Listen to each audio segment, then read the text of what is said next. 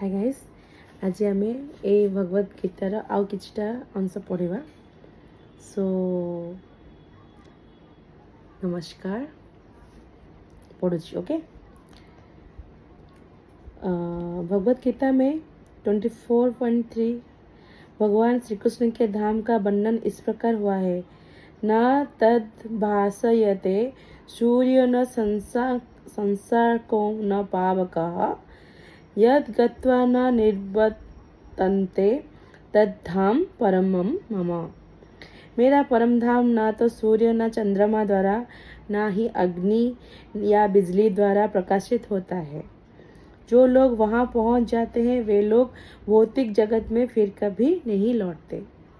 यह श्लोक इस शाश्वत आकाश परमधाम का वर्णन प्रस्तुत करता है। निस्संदेह हमें आकाश की भौतिक कल्पना है और हम इसे सूर्य, चंद्र, तारे आदि के संबंध में सोचते हैं, किंतु इस श्लोक में भगवान बताते हैं कि शाश्वत आकाश में सूर्य, चंद्र, अग्नि या बिजली किसी की आवश्यकता नहीं है, क्योंकि वह परमेश्वर से निकलने वाली ब्रह्मा ज्योति द्वारा प्रकाशित है। हम अन्य लोगों को तक पहुंचने का कठिन प्रयास कर रहे हैं, लेकिन परमेश्वर के धाम को जानना कठिन नहीं है। यह धाम गोलक कहा जाता है। ब्रह्मा संहिता में 4.36 इसका अति सुंदर वर्णन मिलता है। गोलक एव निवसत्व खिलामभूतम।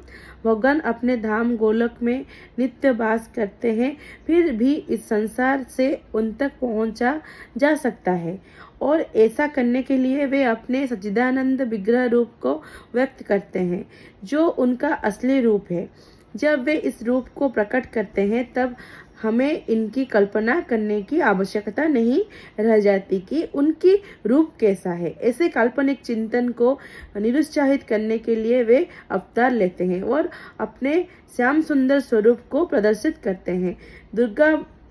दुर्गावश अल्पज लोग उनकी हंसी उड़ाते हैं, क्योंकि वे हमारे जैसे बनकर आते हैं और हमारे साथ मनुष्य रूप में खेलते कूदते हैं। लेकिन इस कारण हमें यह नहीं सोचना चाहिए कि वे हमारी तरह हैं।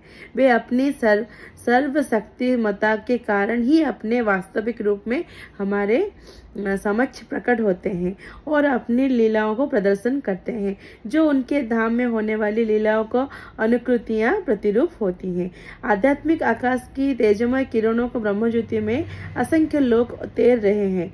यह ब्रह्मज्योति परमधाम कृष्ण लोक से उद्भूत होती है और आनंदमय तथा चिन्मय लोक जो भौतिक नहीं है, इसी ज्योति में तैरते रहते हैं। भगवान कहते हैं, न तद भासयते सूर्य न संसर्को न पावकः जत गत्वा न निर्वर्तन्ते तद्धाम परमम मम।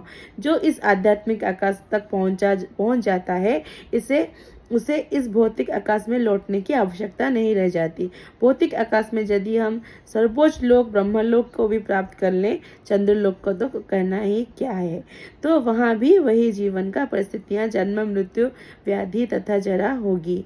भौतिक ब्रह्मांड का कोई भी लोक संसार के इन 4 नियमों से मुक्त नहीं है।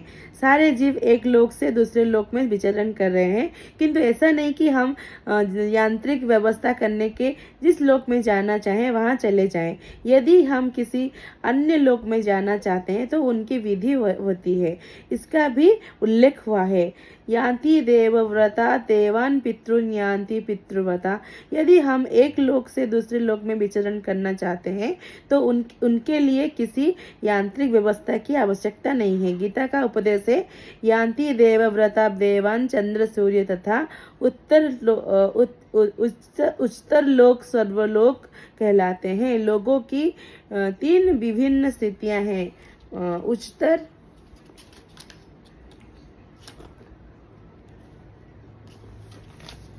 मध्य तथा निम्नतर लोक। पृथ्वी मध्य लोक में आती है। भगवद गीता बताती है कि किस प्रकार अति सरल सूत्र यान्ति देवव्रता देवान द्वारा उच्चतर लोगों यानी देवलोक तक जाया जा सकता है। मनुष्य को केवल उस लोक के विशेष देवता की पूजा करने की आवश्यकता है, और इस तरह चंद्रमा, सूर्य तथा अन्य किसी भी उच्चतर लोकों की जाया जा सकता है। फिर भी भगवत गीता में इस भौतिक ब्रह्मांड के किसी लोक में जाने की सलाह नहीं देती, क्योंकि चाहे हम किसी भी यांत्रिक युक्ति से 40,000 वर्षों और कौन इतने समय तक जीवित रहेगा तक यात्रा करने के सर्वोच्च लोक ब्रह्मलोक क्यों न चले जाएं, किंतु फिर भी वहां हम जन्म, मृत्यु, जरा तथा व्याधि जैसे भौतिक असुविधाओं का मुक्ति नहीं मिल सकेगी। लेकिन जो परमलोक, कृष्णलोक या आध्यात्मिक आकाश के किसी भी अन्य लोक में पहुंचना चाहते हैं, उसे वहां से असुविधाएं नहीं होगी। आध्यात्मिक आकाश में जितने भी लोग हैं, उनमें गोलोक, वृंदावन नामक लोक सर्वश्रेष्ठ है, जो भगवान श्री कृष्ण आदि धाम है। यह सारी जानकारी भगवद गीता में दी हुई है और इनमें उपदेश दिया गया है कि किस प्रकार हम इस भौतिक जगत को छोड़े और आध्यात्मिक आकाश में वास्तविक आनंदमय जीवन का शुरुआत कर सकते हैं। भगवद गीता के 15वें अध्याय में भौतिक जगत का वास्तविक चित्रण हुआ है। कहा गया है, ऊर्ध्वमूल मध्यम साख्यम सतम प्राहुर्व्ययम चंद्रादिशस्य पन्यानि यत् वेदं स वेदवित्। और इसका जो एक्सप्लेनेशन मैं आपको बाद में बताऊंगी, ठीक है। अभी के लिए इतना, और हम थोड़ा बात कर लेते हैं, ठीक है। तो हमने आज भगवद गीता का जो भी अंश हमने मतलब एक्सप्लेनेशन में जो मैंने पढ़ा है अभी, तो उसका ये अर्थ निकलता है कि तुम चाहे जिस लोक में जाओ, तो जरा, व्याधि, जन्म, मृत्यु, ये चारों तुमको फेस करना ही पड़ेगा, मतलब जन्म भी लेना पड़ेगा।